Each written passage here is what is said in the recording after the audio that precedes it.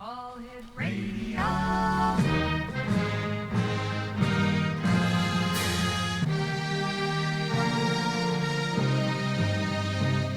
Welcome to the X Zone, a place where fact is fiction and fiction is reality. Now, here's your host, Rob McConnell.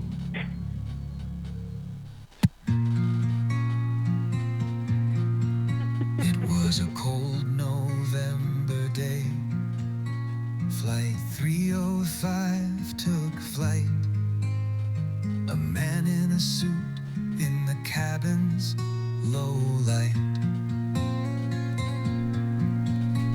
with a briefcase of secrets and a bourbon in hand. He passed a note softly. The hijack began. He said, "This ain't a game, there's a bomb in this case. Land in Seattle, do it quiet, no chase." He asked for some cash and for parachutes too, then vanished in darkness like ghosts always do. He said, "This ain't game, there's a bomb in this case. Land in Seattle, do it quiet, no chase." He asked for some cash and for parachutes too, then vanished in darkness like ghosts always do. 200 grand in a knapsack tight. He stepped from the stairs and was gone in the night. No body, no answers, no trail to be found. Just myths in the pines with fate in his hands. Was he a soldier, a rogue, or a man on the run? A master illusion, or just chasing fun? FBI hunted, but never could see the face of the outlaw who dropped from the breeze. He said, "This ain't grain, there's a bomb in this case. Land in Seattle, do it quiet, no chase. Did you live free or lie still below the clouds of the north where the lost legends go?" Some say he made it and lives with a name. Some say he perished and vanished in rain. But Lisa remembers the glint in his eye, the secret he carried, the man who could fly. Now decades have passed, but the tale still remains of a man with a purpose who slipped through the chains. No fingerprints left, no story complete, just echoes of boots in the high mountain sleep. Now decades have passed, but the tale still remains of a man with a purpose who slipped through the chains. No fingerprints left, no story complete, just echoes of boots in the high mountain sleep. Now decades have passed, but the tale still remains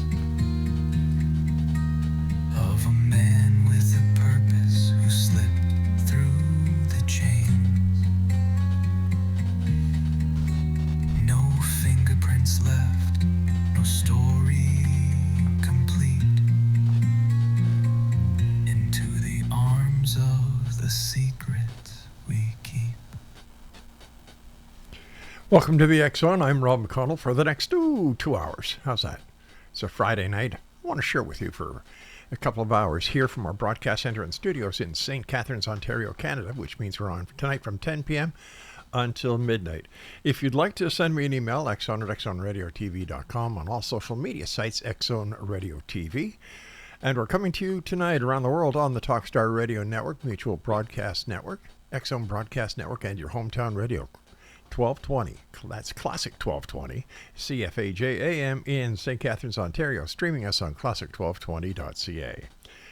All right, tonight on the X Zone Radio Show, this first hour, we dive into one of the most enduring unsolved American mysteries in American history, that is. The 1971 hijacking of Northwest Orient Flight 305 by the mysterious figure known only as D.B. Cooper. But tonight, we're just not going to reconstruct the tale. We're actually speaking to someone who has a very personal connection to the legend. Joining us is Lisa Story, the niece of the man she says was D.B. Cooper. Could she hold the missing link to one of the FBI's most baffling cases? Let's find out, X Zone Nation. Lisa, welcome back to the X Zone. Hi, thanks, Rob. And I love the note, the song intro. It hit all the high notes of the crime. Yeah, we'll send a copy of it to you. Yeah. All right, Lisa, can you start by telling our audience that has grown substantially since you were last with us, who your uncle was and how you first came to believe he was D.B. Cooper?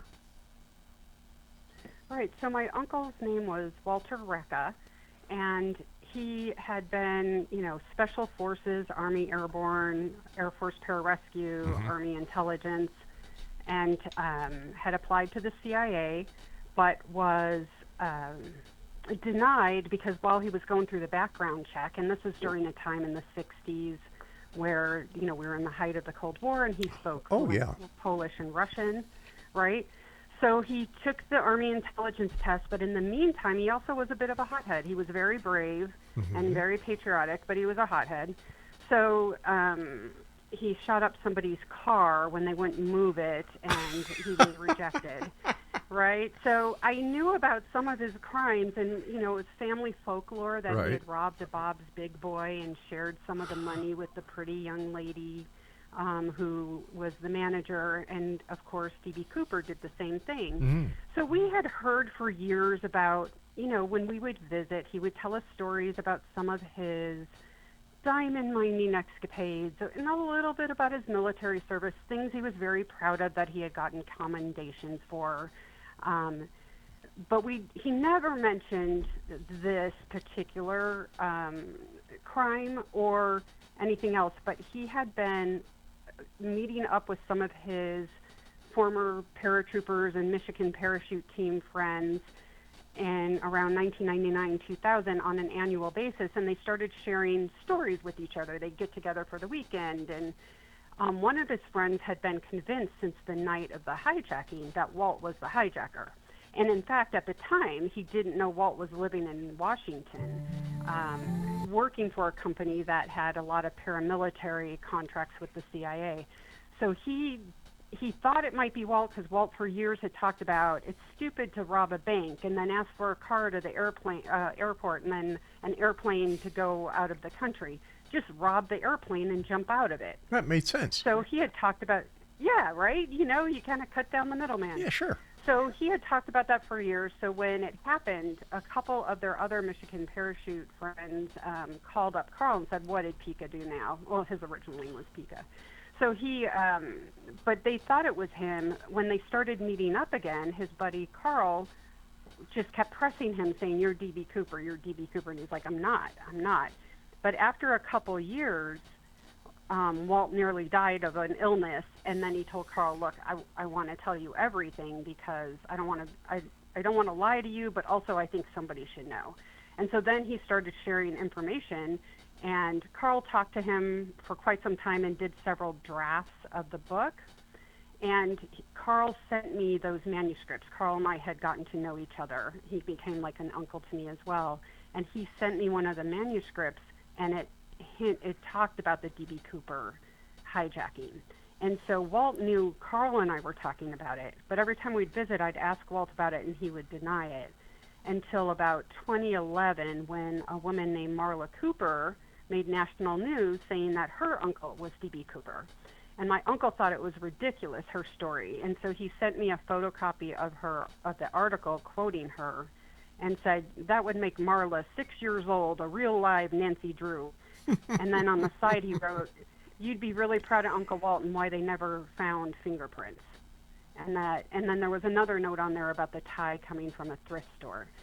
So this was 2011. He had been talking to Carl, and Carl had been telling me about it and talking to me since 2008, 2009. And they had recorded their conversations in 2008, 2009. A lot of the information in that recording was not public knowledge. Most people didn't know it, and even some of the books hadn't covered this information until they were released. The interviews with the crew were released in 2012. So then I really started to think, wow, this could be him. I mean, he had absolutely done quite a few crazy things in his life, so it made sense. And then his buddy Carl actually tracked down an eyewitness, which was really interesting. What kind of man was your uncle?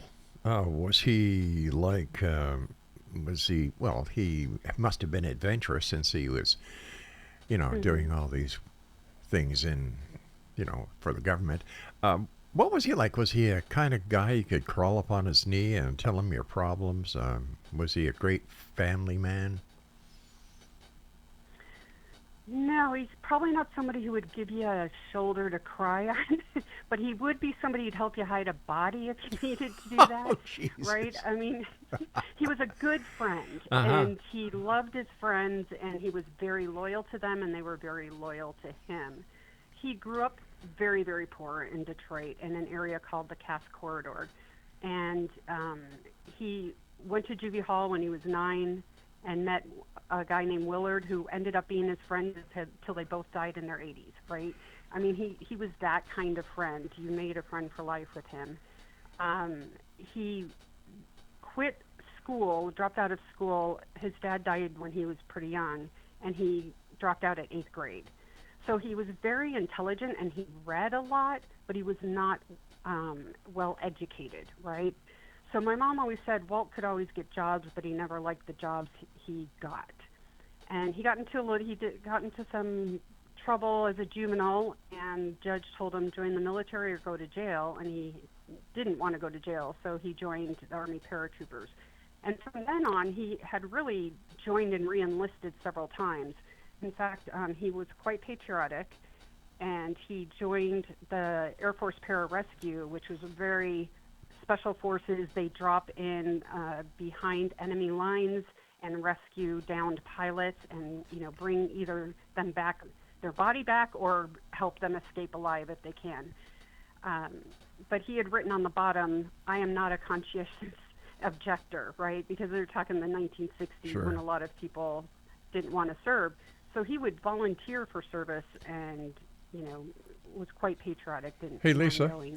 I hate to do this to you, but we've got to take a break right now. And X-Zone Nation, Lisa Story's our very special guest. This is the story of D.B. Cooper from his Neice. We'll be back on the other side of this break as the X-Zone continues with yours truly, Rob McConnell, from our broadcast center and studios in St. Catharines, Ontario, Canada.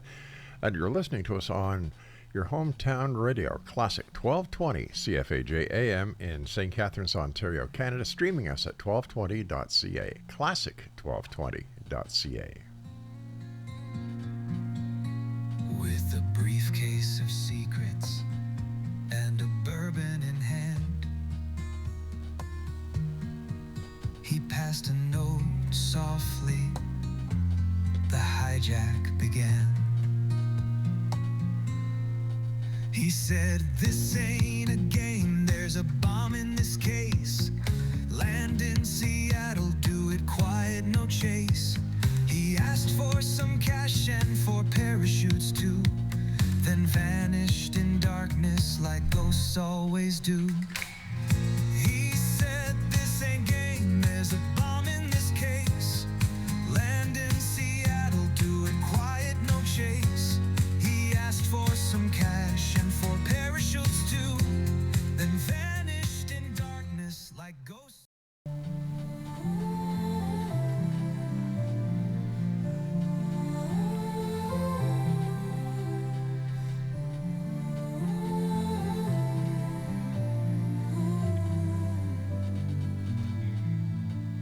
In the twilight's hush, where shadows whisper low, a silver glimmer streaks across the sky, aglow with a haunting melody. The air begins to thrum, an echo of the wonders that from beyond have come. Celestial encounter Welcome back to the X-Zone. Lisa Story's my special guest, and we're talking about her uncle, the infamous D.B. Cooper. Sorry we had to cut you short, Lisa, because of the break, but please continue. Sure. So I think one thing, though, that we were talking about because Walt grew up poor and dropped out of school, he had trouble getting good paying jobs and keeping them. So he took shortcuts. And, he always considered himself a Robin Hood kind of character. He tried to rob from people who had money and share it with other people, so it made him feel better about himself. But he certainly had a Dr. Jekyll and Mr. Hyde kind of persona. And, he always said that he was very nice and personable, and he had good friends, and he could converse with them and laugh. But when it came to doing something like, whether it was in service of his country or in a crime, he would be cold, steel cold. And he always said it was two personalities. He could divorce, the words he used were divorce one personality from the other. So I think that that's probably true of a lot of people who maybe, go commit something horrible and then, go on with their life and pretend it never happened. So he had that side to him as well. Did he ever talk to you about his time in Vietnam? He didn't serve in Vietnam. He served in Korea.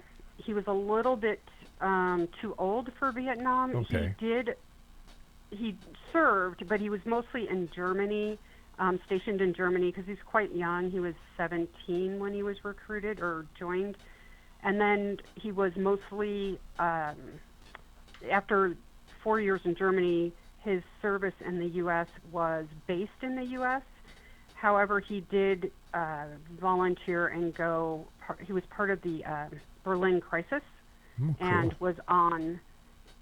went overseas for a month or 6 weeks and was on site in case one of our airmen were shot down. He was on the rescue squad. When D.B. Cooper passed away, did he ever admit to you or anyone in your family, blood family, that he in fact was D.B. Cooper? He did. So besides the Marla Cooper letter, where he kind of hinted to it, I would keep asking him and he would deny it.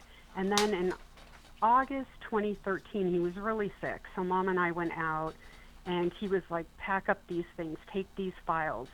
And he had me go get an envelope that was on a secret compartment behind his desk. And he said, if you don't want those, send them to Carl, but otherwise they should really stay in the family.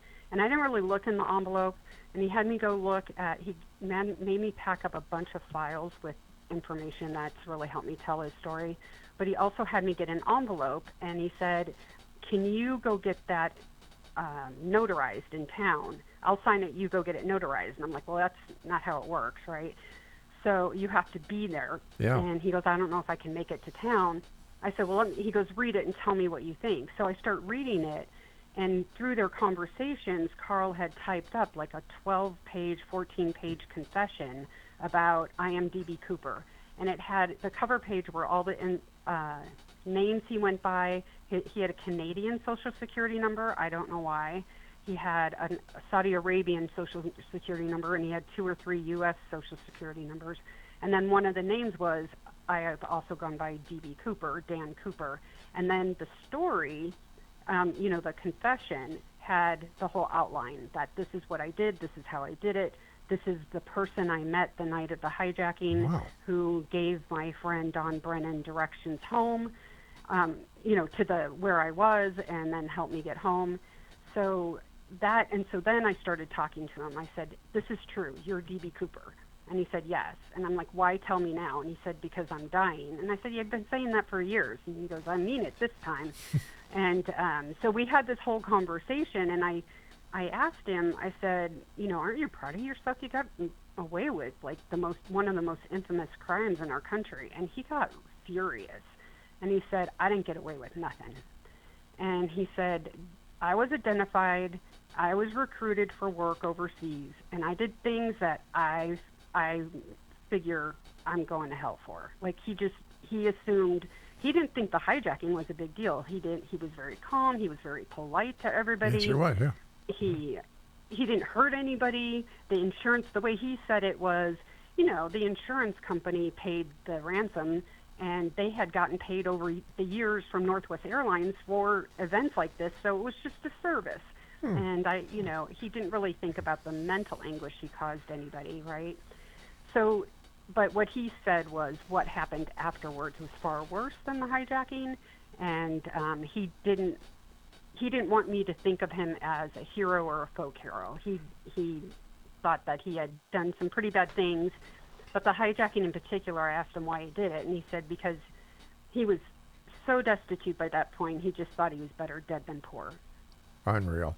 Listen, you if I'm not mistaken, that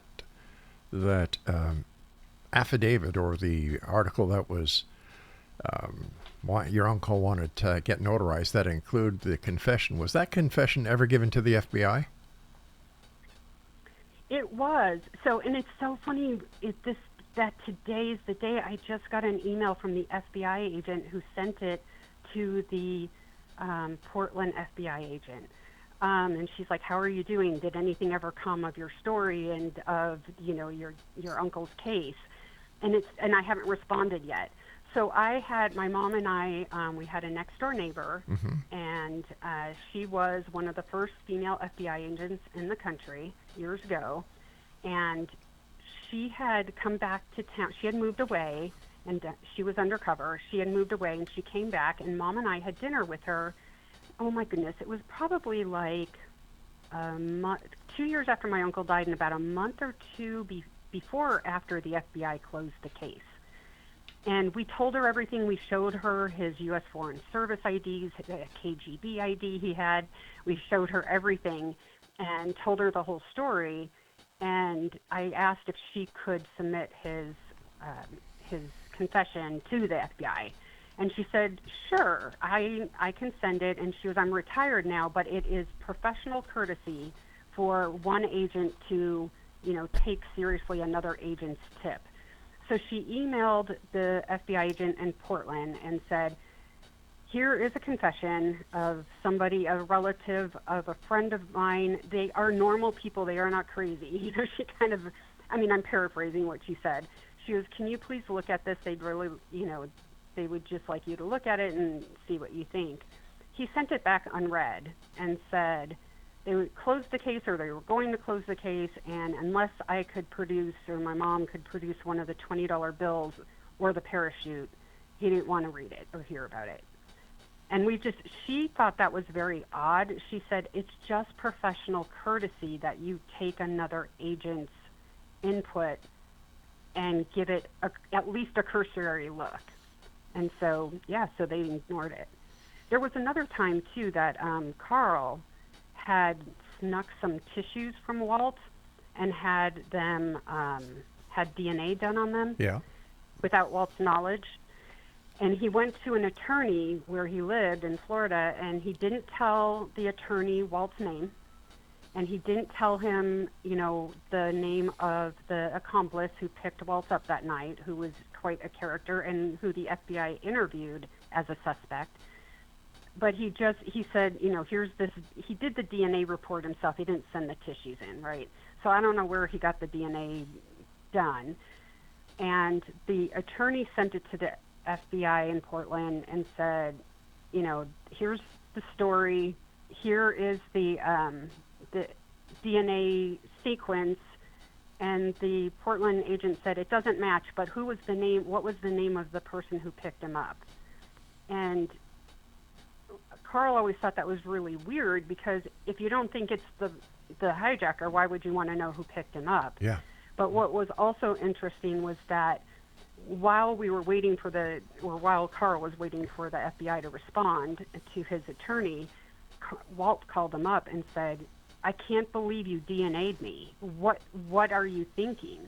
And Carl had never told Walt, but he had a contact in the FBI that gave him a heads up before his house was raided for another issue. And, after the hijacking, he was on the radar. So they kept tabs on him. I'm not sure that's how much the FBI knew he was involved. I think it was more his intelligence work that happened afterwards. Wow. So, Yeah, so we tried to notify the FBI. They weren't interested. And the other thing about what we're not sure about is, according to the articles we've read and the FBI documents, they don't have full strands of DNA. They only have partial strands from 3 different individuals. And when the hijacking happened and they got rid of the cigarette butts that had saliva on it, and they never tested for blood type, even though they could have done that back then. So they got rid of that with the best DNA, and they just kept, they got some DNA off the tie, the clip-on tie. But partial DNA, and by the time they sent it in, it was almost, I think, 30 years old. And it hadn't been stored. I don't know if it was stored in a refrigerator. I doubt it. I don't think the tie was stored in a refrigerator. So we don't even know if they actually have valid DNA to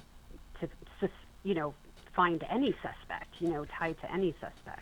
With the fact that there was currency involved, couldn't the U.S. Treasury Department get involved? They're part of the Secret Service and all the other aspects of the investigation, because the money was involved, and you had pretty good evidence that you knew who the suspect was and that they could actually close the case.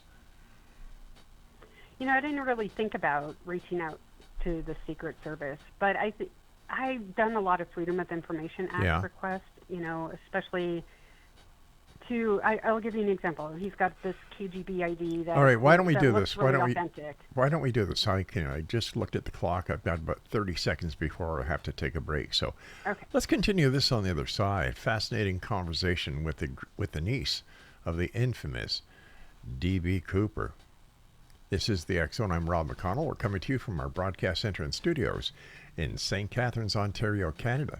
And you're listening to us on the Talkstar Radio Network, Mutual Broadcast Network, X Zone Broadcast Network, and your hometown radio, Classic 1220 CFAJ, right here in St. Catharines, Ontario, Canada. They stream us, 724, 325, 326, whatever. Well, they don't stream us. They stream their entire wonderful musical all-day programming. We'll be back on the other side. Whatever you do, don't go away. With a haunting melody, the air begins to thrum, an echo of the wonders that from beyond have come. Celestial encounter as the stars align, a tapestry of wonders woven through space and time. From the void of darkness, a chorus sings so bright, mysteries unfolding in the velvet night. Through the gauze of silence, they glide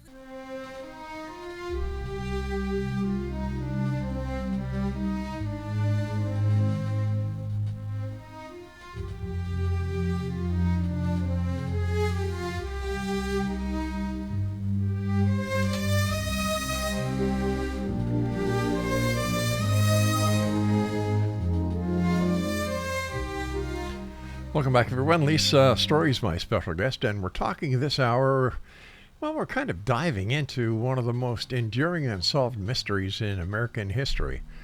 The 1971 hijacking of Northwest Orient Flight 305 by the mysterious figure known only as D.B. Cooper. But tonight, we're just not recounting the tale, Exo Nation. We're speaking with someone who has a personal connection to the legend. Joining us now is Lisa Story, the niece of the man she says was D.B. Cooper. Could she hold the missing link to one of the FBI's most baffling cases? Well, it seems that she has the entire story, including a confession, but the FBI doesn't want to know anything about it because they just want to close the case. Who knows more? All right, Lisa, what was it when you found out that the FBI were saying, that's it. No matter what you've got, we're closing the case? I think I decided that I'd just do my own research and go through the files, and it. I guess it was disappointing, but at the same time, would they even be able to? Even if they believed his story, would there ever be enough hard evidence to physically tie it to him? I don't think the FBI was aware he was Cooper. I think that intelligence agencies knew, because I think that's how he was recruited.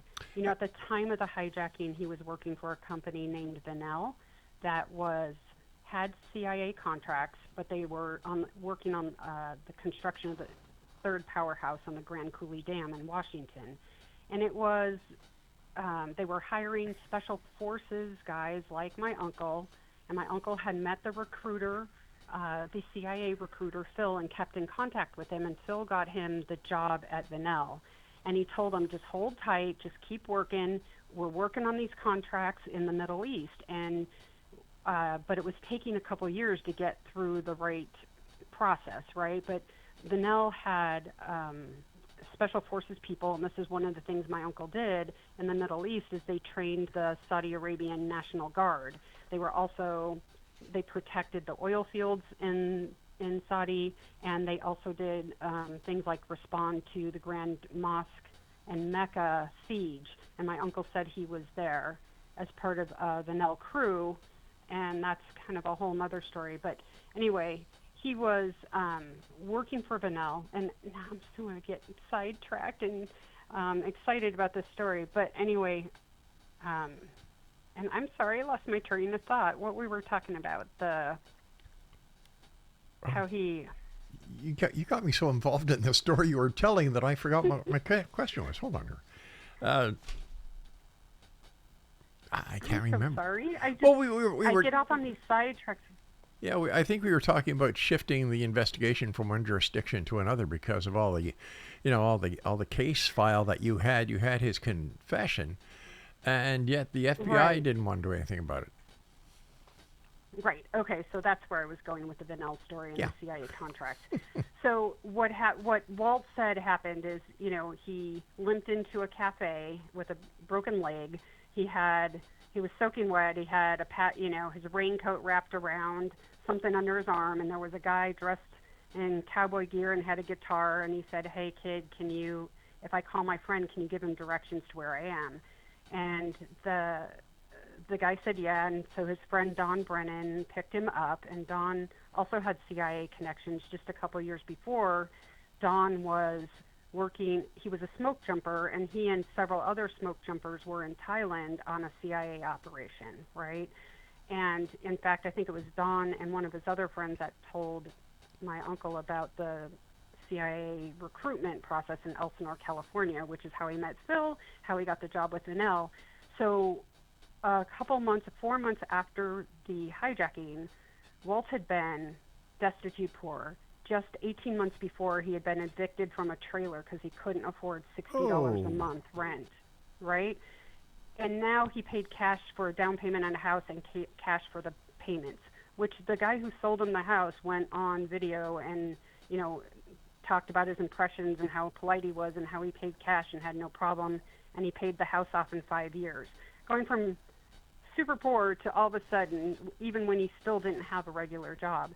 So he was on a job site, and a couple iron workers came up to him and said, "Hey, do you want to go have a beer and talk? We're new here." And my uncle said, "Sure." He never turned down a free beer. So they went to dinner, and the guys leaned forward and said, "We know what you did. Do you want to go to jail?" And he said, "No." He goes, "Well, then you work for us, and we will call you." And they just left, right? And it's kind of similar to, how you see these things happen in movies. It was very similar to that. And then they called him a couple weeks later, and he started going to Idaho for training. A lot of it was psychological and that type of thing because he had the military training. He didn't need that. And he had the weapons training. And he had the parachute jump and all of that type of stuff. So after that, he started working overseas. So I think where the shifting investigation goes is I don't think the FBI ever identified him, but I think they did whatever intelligence units he was working for, CIA contractors, all of that. He did quite a few jobs overseas, so I think they knew he was a hijacker. That's why they approached him. Or somebody in Vanell figured it out, and they recruited him through the CIA. The vice president of Vanell was a former CIA officer, and OSS officer. And then it's just, Don Brennan picked him up. He was a smoke jumper who worked for the CIA.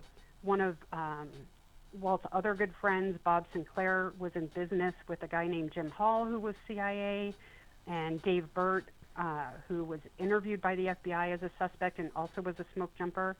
And then there was a guy that Bob Sinclair was friends with and in business with named Lyle Cameron. And Lyle was an FBI informant who contacted the FBI after the hijacking and said he met a guy in Elsinore a few months before the hijacking who asked about, can you jump out of a commercial airliner? And he said, sure, if there's a side door that opens in or a rear stairs. But the really interesting thing about Lyle is that he was the last person Jack Ruby spoke to on the telephone before Jack Ruby shot Lee Harvey Oswald. So wait a second. So Wait a second here. Are you tying in the hijacking by D.B. Cooper into the Kennedy assassination somehow? No. What I'm saying is he had these associations with all of these people who also had CIA or FBI informed. You know what I mean? Like, he was involved and hung with people that had all kinds of one step away that I have heart involvement in these other things, right? Art Lucier was one of his best friends and Michigan parachute team members. 8 months after the hijacking, Art was arrested with a guy named Barry Seal and a Gambino family underwrote the cost of. Yeah, so they Barry Seal was made famous by Tom Cruise in that movie American Made from the Iran-Contra scandal. Yeah.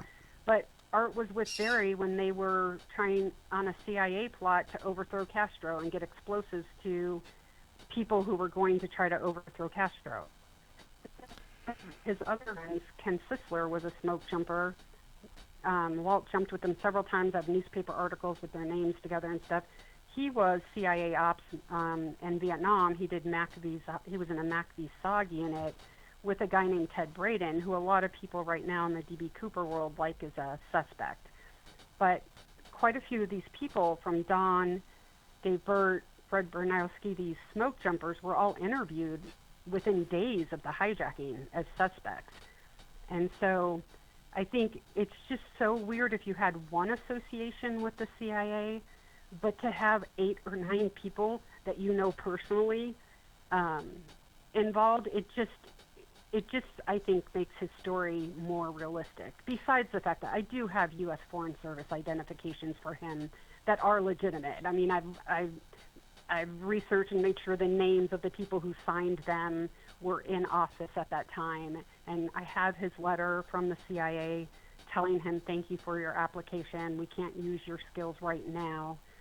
So I have hard evidence in addition to the things that he told me and he told Carl. Okay, you've got the letter of rejection by the CIA, but if he had been recruited at a later place in time for the CIA, wouldn't there be documentation to that as well? Well, he wasn't recruited as an agent. Oh, I see. More as an asset, right? So he was a contractor. He wasn't. He had applied to try to become, to work for them, or maybe it was one of the crews that worked, in Thailand for the CIA on some of those ops. But he didn't get recruited officially. But they did use a lot. I mean, during that time frame, there's tons of books. I mean, I reference it in my book, the different newspaper articles and books where it talks about how the CIA used, third-party contractors because they could hide what they were doing from Congress that way. Plus, they're disposable. They're disposable. Yeah. And that's such a good point, because when Walt retired, he had all of these names on his resume and he had all of these identifications and did all of this work and put his life on the line, but there was no pension, right? Because you work for every company for like 1 year, or that's your cover, and you do these things and you get paid cash, and he got paid a lot of money, and he did invest some of it, but you have no pension. You just have your regular Social Security check. That's it. And which is not much. And I'll bet you their medical wasn't covered after they left the service either. No. Yeah. Well, because he did have veterans. Oh, he did. Veterans That's right. Administration. Right. Yeah. Yeah, because he had served officially in the military service. But yeah. Fascinating story. We've got one more segment. I'd love to get a lot more information out, and I want to thank you again for coming on the show. It's always a great pleasure having you with us, Lisa. Yeah, thank you so much. All right, Exo Nation, if you'd like to find out more about Lisa D.B. Cooper, what is your Facebook page, Lisa? It's D.B. Cooper Story, S-T-O-R-Y. All one word? All one word. Yes, pretty much. And I also have that book, Better Dead Than Poor, out on Amazon that, kind of outlines all of this stuff with a lot of extensive footnotes. All right, Lisa and I will be back on the other side of this very short break. And coming up after Lisa and I say so long in about 15 minutes from now, our number 2 of the X Zone starts for tonight and goes in right from 11 o'clock until midnight. All right, X Zone Nation. Lisa Story is my guest. We're talking about her uncle, the infamous D.B. Cooper. We'll be back on the other side of this break as we take another look at different ways of looking at this case, but I'll tell you something. I believe her. We'll be back. Don't go away.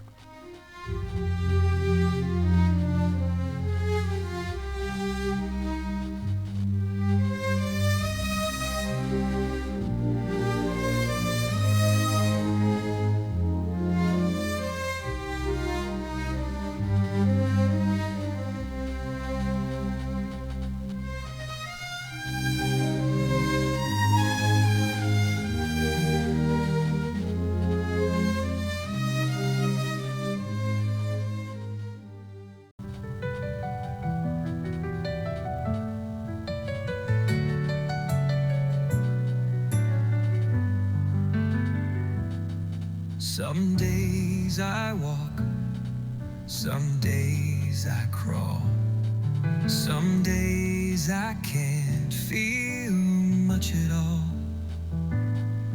My body's a maze that I try to read. Every step forward, a silent need. But I won't let this break who I am. I've learned how to fight, learned how to stand. I may fall, but still I rise. Through the pain, through the tears in my eyes. This road is long, but it's mine to tread.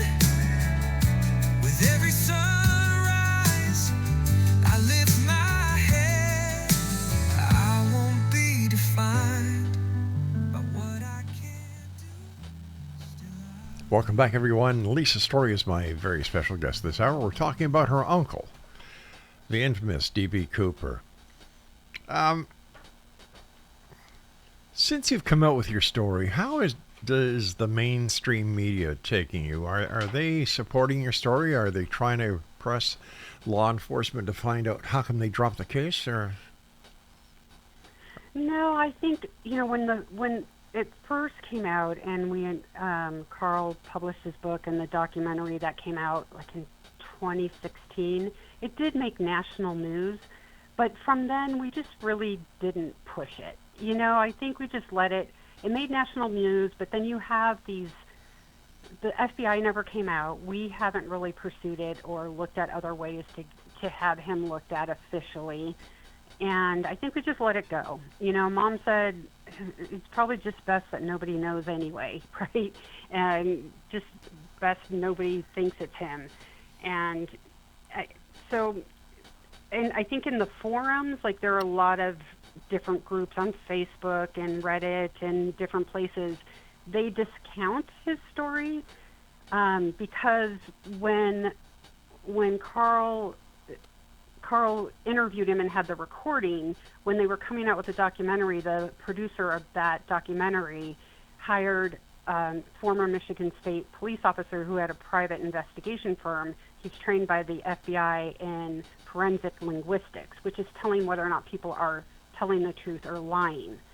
And so he went through the recordings and the printed confession, the written confession. He talked to Carl, he talked to me, he talked to the eyewitness, Jeff Osiadage, and he determined that all of us were being truthful and honest. Now, just because, like, my uncle was being truthful, he was recalling things 40, 45 years later. His memories weren't precise. What he said is that he remembered certain things, but other things, he just didn't pay attention to it. Like, in the D.B. Cooper sleuth world, amateur sleuth world, they're talking about, you know, what grain of shoe, like, what grain were his shoes, and did the eyewitness remember that? And I just think when you're talking about, I can't, if you ask me about the birth of my daughters, those were the most important events in my life. And I could tell you certain things I remember. Yeah. Like, I remember certain pain. Like, I remember hearing a woman scream down the hallway when I started and thinking, oh, what a wimp. And then later I was like, oh, man, that lady had something. She had, you know, she knew what was going on, right? She sure did. But if you ask me, yeah, right, but if you ask me other details, I don't remember them. I was in an extreme state of duress, you know, because both, you know, especially my first one was, you know, a problem.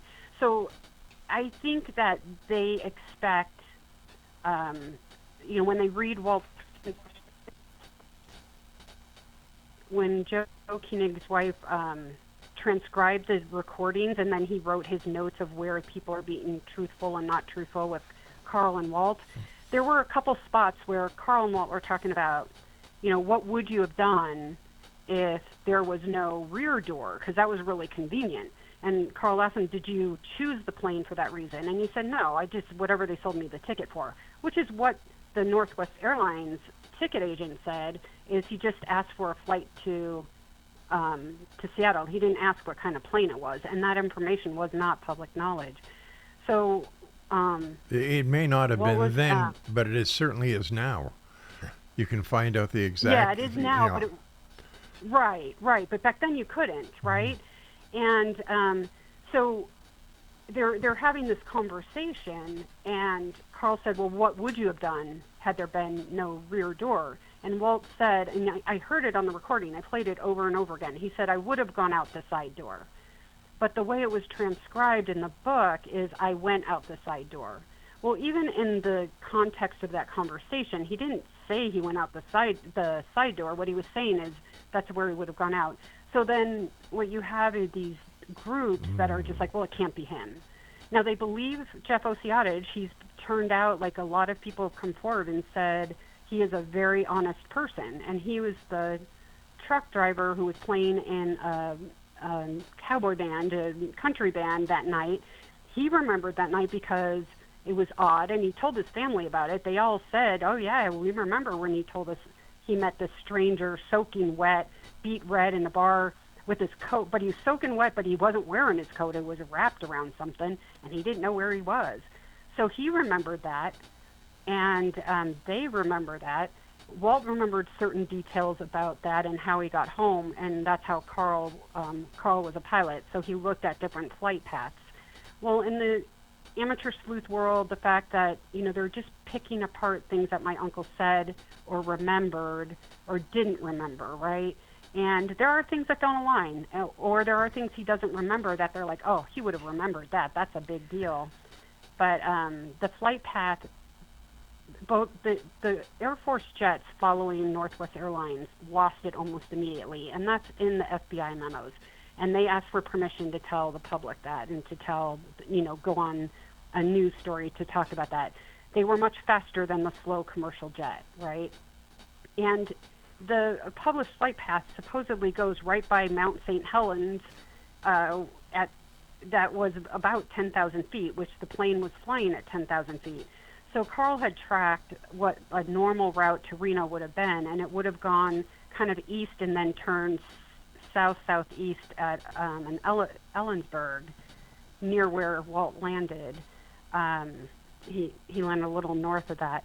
But they're saying, well, because the flight path is like set in stone, but it's not. I talked to Captain Scott's daughter and her fiance, and the fiance is a pilot. He said they didn't really know where they were. Northwest Airlines was directing them, and radar wasn't that good back then.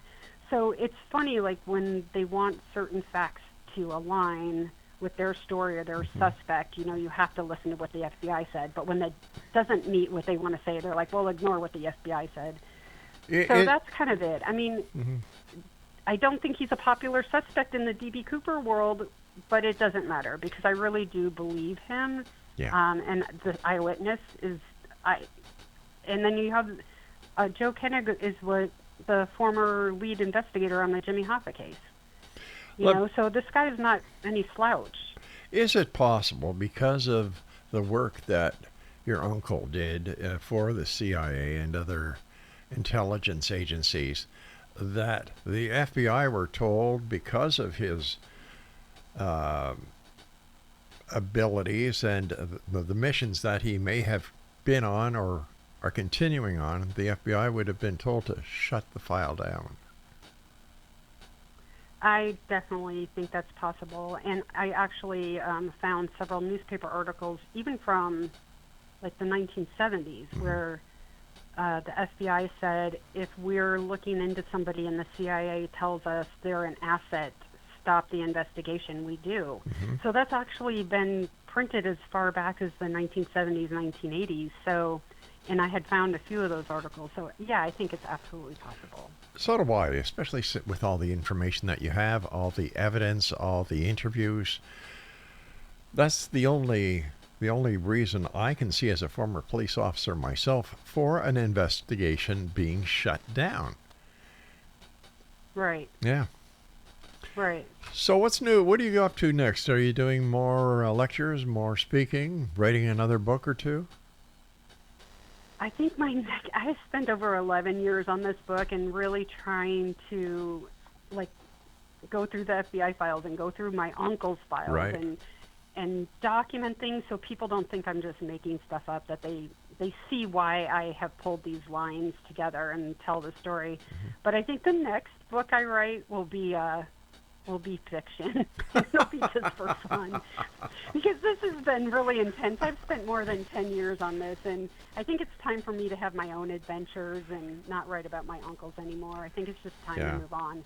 And I just don't think anyone cares. I don't think the authorities care to identify who the real D.B. Cooper is. And the only people who care are, you know, unsolved mystery fans. Yes. And they'll never believe anybody. You know, unless you could come up with the $20 bill, I don't think they believe it was the hijacker. There's a point.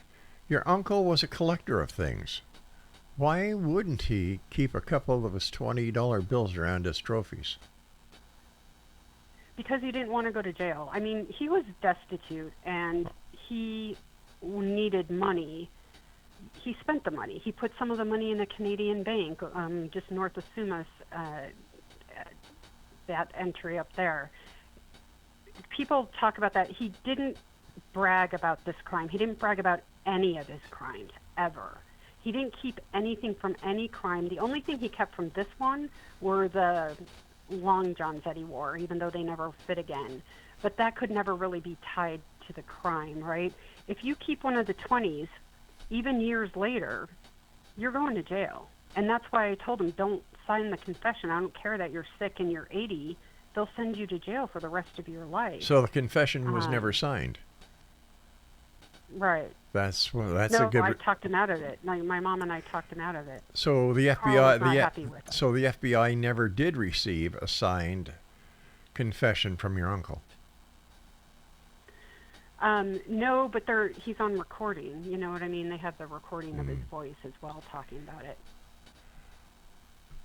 All right. So. Let our listeners know what your Let our listeners know Yeah. what your Facebook page is. Pardon me? Let our listeners know how they can find you on Facebook. Oh, I'm sorry. It's I'm on okay. Facebook on D.B. Cooper Story, And I have a lot of the documents and photos of my uncle and different letters and stuff like that they can see. So, D.B. Cooper story. Lisa, I want to thank you again. Always great talking to you. Continued success. And I, for one, hope one day there'll be a knock at the door and there'll be the FBI saying, you were right about who D.B. Cooper was. Take care of yourself, Lisa. Thank you. Exonation, Lisa Story has been our guest. We've been talking about the D.B. Cooper case. I'll be back on the other side of this break as the X Zone continues with yours truly, Rob McConnell, from our broadcast center and studios in St. Catharines, Ontario, Canada. You're listening to us on the Talkstar Radio Network, Mutual Broadcast Network, X Zone Broadcast Network, and on your hometown radio, Classic 1220 CFAJ AM, and they stream us around the world on classic1220.ca. We'll be back with Hour 2 in a very short while. I mean very short, maybe 40 seconds, 50 seconds, I don't know. But I guarantee you it'll be short.